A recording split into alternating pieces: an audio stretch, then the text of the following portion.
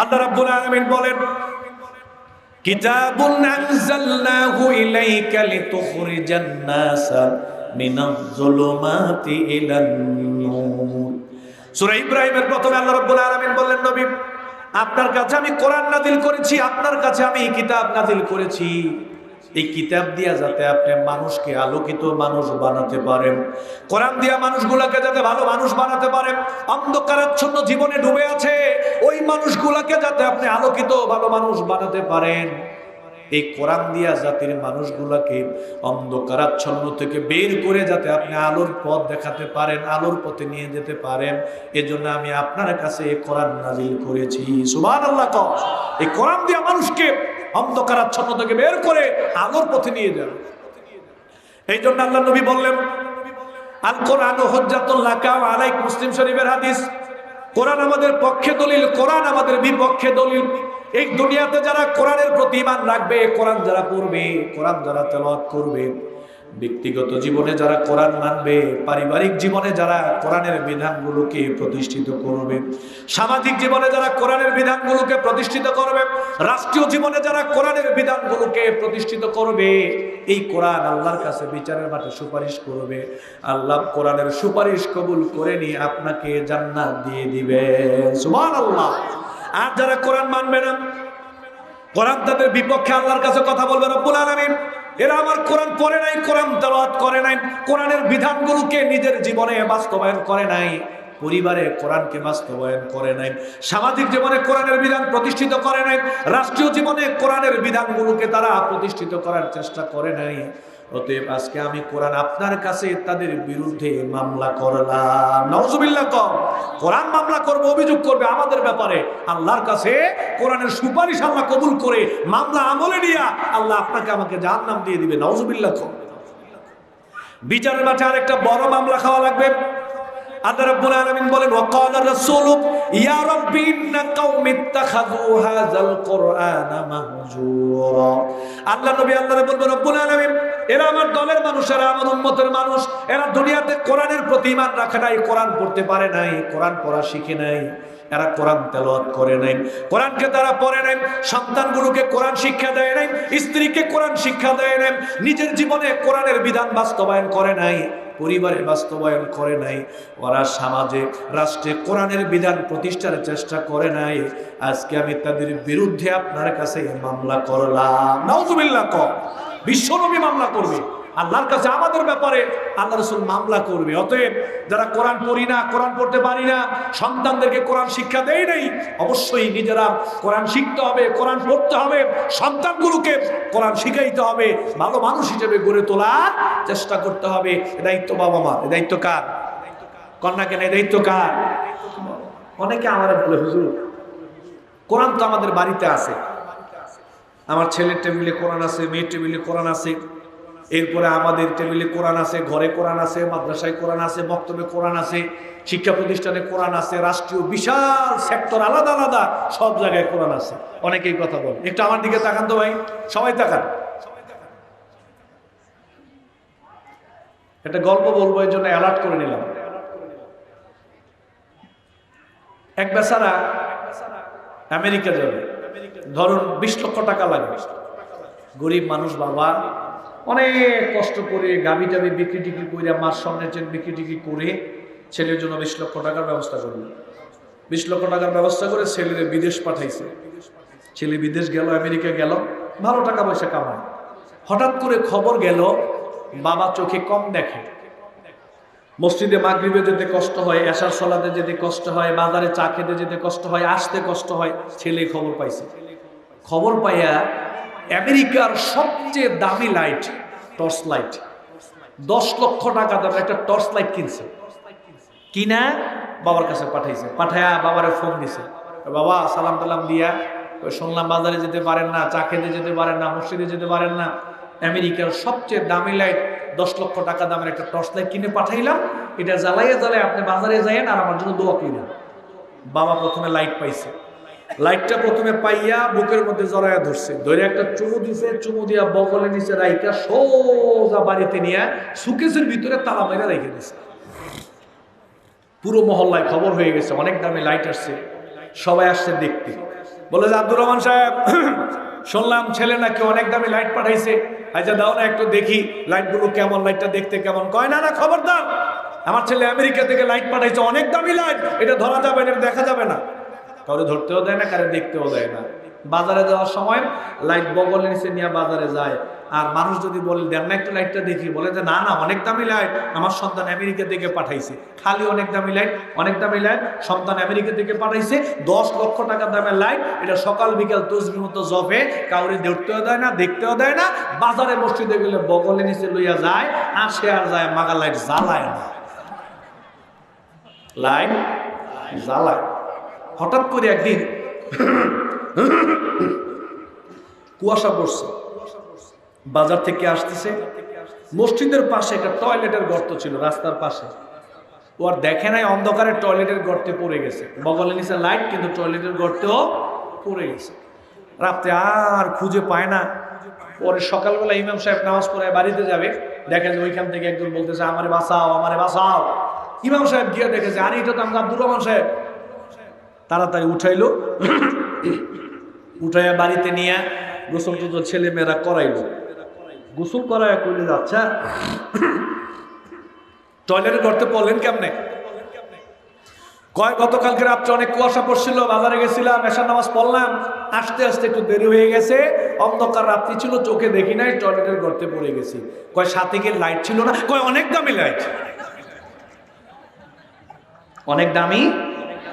এইবার এক ফোলা খেপছে, আরে বাবা বুঝলাম তো লাইটটা যে দামি, দামি লাইট দেখেই তো সন্তান আমেরিকা থেকে আপনারে পাঠাইছে, যাতে আপনি এইটা দিয়ে অন্ধকার দূর করতে পারেন, চলতে আপনার সুবিধা হয়।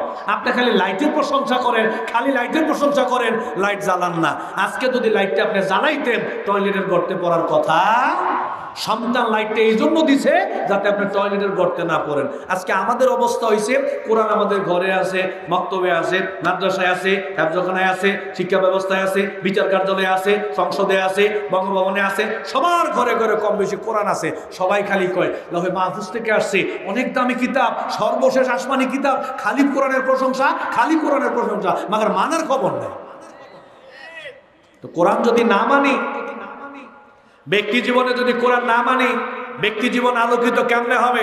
পরিবারে যদি কোরআনের বিধানগুলোকে প্রতিষ্ঠিত না করি, পরিবার থেকে অন্ধকার কেমনে দূর হবে? সমাজে যদি কোরআনের বিধানগুলোকে বাস্তবায়নের চেষ্টা না করি, সমাজ থেকে অন্ধকার কেমনে দূর হবে?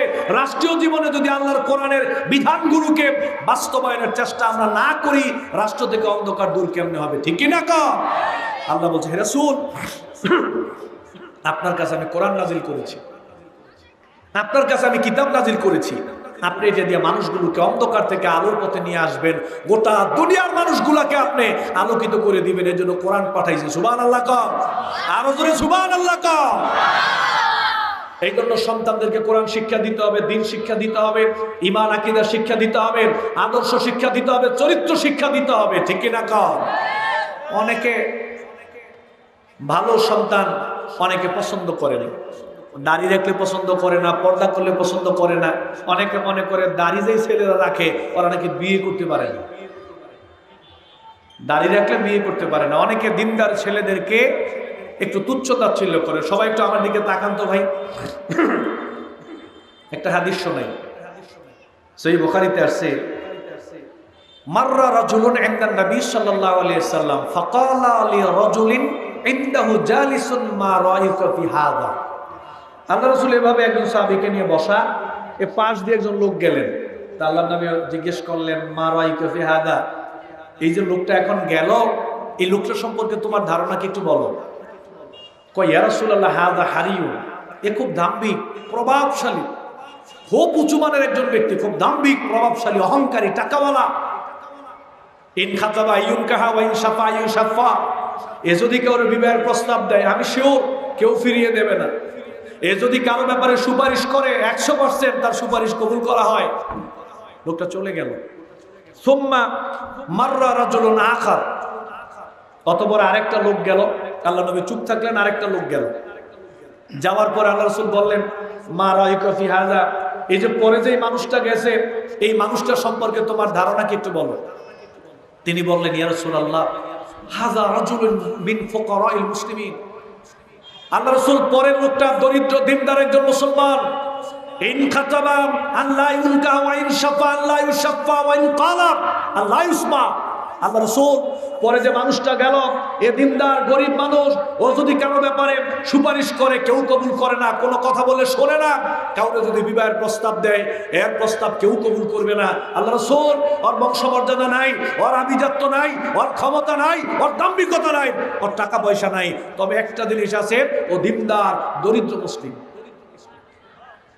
আল্লাহ নবী বললেন যে হাযা খায়রুম মিন মিলিল আরদি মিসলা হাযা। আগের যেই দাম্ভিক প্রভাবশালী টাকাওয়ালা অহংকারী ক্ষমতাশীল যেই মানুষটা গেল, ওই মানুষটার মতো মানুষ দিয়া যদি গোটা দুনিয়ার খালি জায়গা ভরে দেওয়া হয়, এই গোটা দুনিয়াতে যত খালি জায়গা আছে, দুনিয়ার সমস্ত খালি জায়গাগুলো যদি ওই মানুষটার মতো মানুষ দিয়ে ভরে দেওয়া হয়, ওই সমস্ত মানুষগুলোর মর্যাদা আল্লাহর কাছে যতটুকু, একটা নামাজি দিনদার গরিব মানুষের মর্যাদা আল্লাহর কাছে তার চাইতে আরো বেশি, আরো বেশি।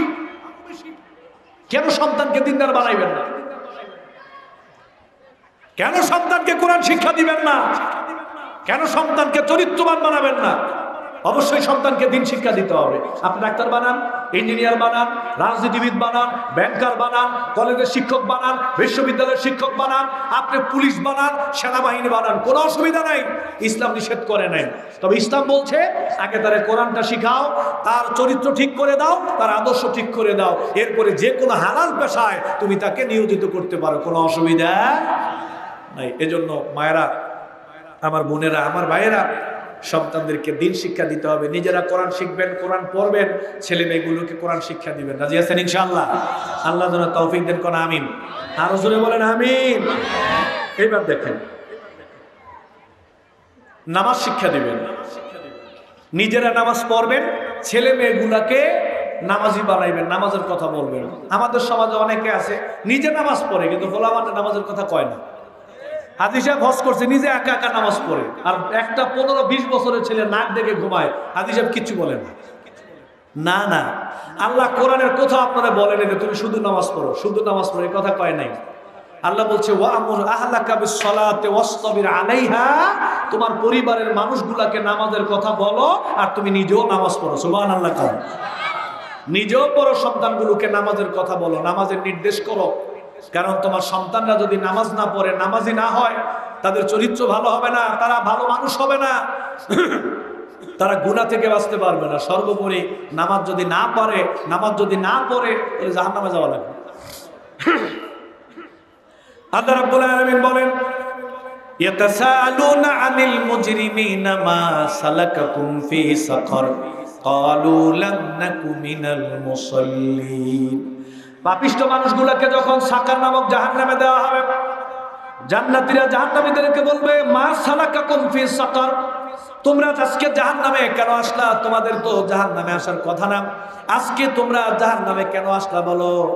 তখন জাহান্নামীরা বলবে আজকে আমরা সাকার নামক জাহান্নামে আসার 1 নম্বরের কারণ হলো আমরা দুনিয়ায় থাকতে নামাজ পড়ি নাই, নামাজি ছিলাম না, নিজেরাও পড়ি নাই, ছেলে মেয়েদেরকে নামাজের কথা বলি নাই। এজন্য নিজেরা নামাজ পড়বো, সন্তানগুলোকে নামাজের জন্য নির্দেশ করব, নামাজি বানাবো। আল্লাহ যেন তৌফিক দেন। কোন আমিন। এরপরে নিজের পরিবারে পর্দা প্রতিষ্ঠিত করতে হবে। আপনার স্ত্রী যেন পর্দা করে, আপনার মেয়ে যেন পর্দা করে, এ দায়িত্ব আপনার, এ দায়িত্ব স্বামীর, এ দায়িত্ব বাবার। যেই পরিবারে পর্দা প্রতিষ্ঠিত নাই, ওই পরিবার ভালো থাকতে পারে না, ওই পরিবার শান্তিতে থাকতে পারে না, ওই পরিবার জান্নাতি পরিবার হতে পারে না। পর্দা প্রতিষ্ঠিত করতে হবে। পরিবারে পর্দা প্রতিষ্ঠিত করেন, স্ত্রীকে পর্দার ভিতরে রাখেন, মেয়েটাকে পর্দার ভিতরে রাখেন, দায়িত্বটা স্বামীর, বাবা।